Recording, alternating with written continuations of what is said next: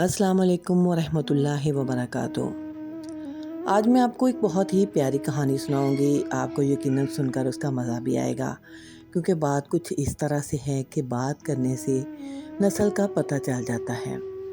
कई लोगों ने अपने इर्द गिर्द इस तरह का लबादा उड़ा होता है कि हमें उनकी समझ ही नहीं आती, लेकिन जब वो बात करना शुरू करते हैं तो समझदार और दाना इंसान उनकी एक एक बात को नोट करता है और उनकी हकीकत तक पहुंच जाता है। इसी तरह जो मैं आपको कहानी सुनाने लगी हूँ वो एक बादशाह और एक कैदी की है।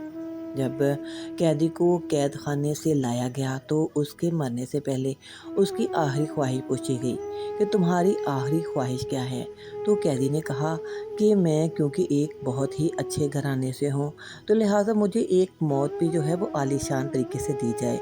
उस ज़माने में फांसी ज़रा इस तरह दी जाती थी कि तख्त पर नहीं चढ़ाया जाता था, बल्कि उसको घोड़ों पर बांधकर घोड़े दौड़ाए जाते थे। तो इस तरह उसकी जो थी वो मौत हो जाया करती थी। खैर, इसके लिए उसकी कैदी की आखिरी ख्वाहिश को पूरा करने के लिए घोड़ों को लाया गया। तो उसने कहा इनमें से तो एक नस्ल वाला है और एक बदनस्ला है, लिहाजा मेरी आखिरी ख्वाहिश तो मुकम्मल नहीं हुई, यानी कि मैंने आपको नस्ली घोड़ा मंगवाने के लिए कहा था। ये बात सुनकर बादशाह तो बहुत हैरान हुआ।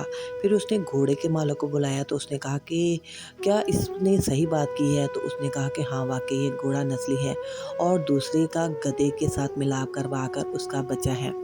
तो वो बहुत हैरान हुआ कि इसने कैसे पहचान लिया कि ये घोड़ा इस तरह का है। जब उसने उससे हकीकत पूछी तो उसने कहा कि ये इस तरह की हरकतें कर रहा था जो कि गधे में होती हैं, यानी कि जो नस्ल वाला घोड़ा था वो बड़े आराम से खड़ा था, जबकि जो मेलाप गधे का है वो गधे की तरह इधर उधर टांगे मार रहा था, कभी मुंह फेर रहा था, कभी उछल कूद कर रहा था, यानी कि एक जगह टिक कर नहीं बैठ रहा था। तो इस तरह मुझे पता चल गया कि ये बदनस्ला घोड़ा है। बादशाह को उसकी दनाई और सोच ने बहुत मुतासिर किया और बादशाह ने उस कैदी की सज़ा को मनसूख करके अपने वज़ीर से कहा कि उसकी एक रोटी में इजाफा कर दिया जाए। लिहाजा बादशाह के हुक्म के मुताबिक उसके हुक्म की तामीर की गई और वैसा ही किया गया। कुछ दिन बाद बादशाह के दरबार में एक सुनार 2 हीरे लेकर हाजिर हुआ और बादशाह को कहा, अगर आपकी रियाया में से कोई ये बता दे कि इनमें से कौन सा हीरा असली और कौन सा नकली है, और इस असली और नकली में फ़र्क बता दे, तो मैं आपको दोनों हीरे इनाम में दे दूंगा। बहुत से लोगों से पूछा मगर कोई मुकम्मल जांच न कर सका। अब बादशाह के दिमाग में कैदी का ख्याल आया। बादशाह ने उसको दरबार में हाजिर होने का हुक्म दिया। सिपाही कैद खाने में से कैदी को लेकर हाजिर हुए और कैदी को हीरे जांच पड़ताल के लिए दिए गए। कैदी ने कुछ ही लम्हों में बता दिया कि एक असली और दूसरा नकली है। अब बादशाह ने पूछा कि तुम्हें कैसे पता चला कि एक असली है और दूसरा नकली। कैदी ने कहा कि असली हीरा रगड़ने से कभी गर्म नहीं होता, जबकि नकली हीरा रगड़ने से गर्म हो जाता है। सुनार ने वो दोनों हीरे बादशाह को इनाम में दे दिए और चलता बना। बादशाह कैदी की दनाई और सोच पर बहुत ज़्यादा खुश हुआ और सिपाहियों से एक और रोटी बढ़ाने का हुक्म दिया। दोपहर को जब सिपाही कैदी को एक और रोटी इजाफे के साथ देने आए तो कैदी ने कहा, बादशाह भी मुझे किसी लंगड़ी का बेटा लगता है। सिपाहियों ने कैदी की ये बात बादशाह तक पहुंचा दी। अब बादशाह को बहुत गुस्सा आया और सिपाहियों से कैदी को दरबार में हाजिर होने का हुक्म दिया और कैदी से इस बात की वजाहत मांगी गई। कैदी ने बादशाह को कहा कि अपने ख़ानदान के बारे में किसी से पता करवा लो कि मेरी बात सच है। बादशाह की सल्तनत में सबसे उदेड़ उम्र शख्स को ढूंढा गया और उससे बादशाह के आबाओ अजदाद के बारे में पूछा गया।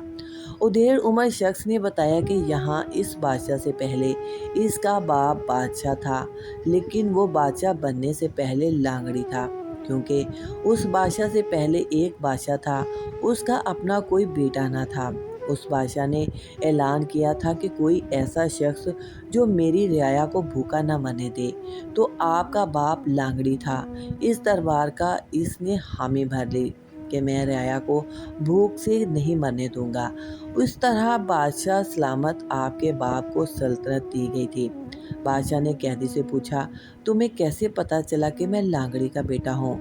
तो कैदी ने कहा कि मैंने जितने हिकमत और दनाई की बातें तुम्हें बताता था, तुम बच्चाए कि मुझे आज़ादी देने या हीरे जवाहरात देने के बजाय मेरी रोटी में इजाफा कर देते थे।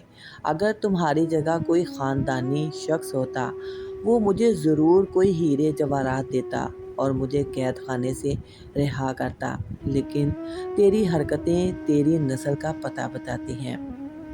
वाकई हमारी आजकल की ज़िंदगी में भी कुछ लोग ऐसे होते हैं कि जिनको नया नया पैसा मिलता है और वो इतनी शेखियाँ बिगाड़ रहे होते हैं जैसे वे कोई ख़ानदानी रईस हों, लेकिन वो पीछे से कोई कंगाल फैमिली से होते हैं।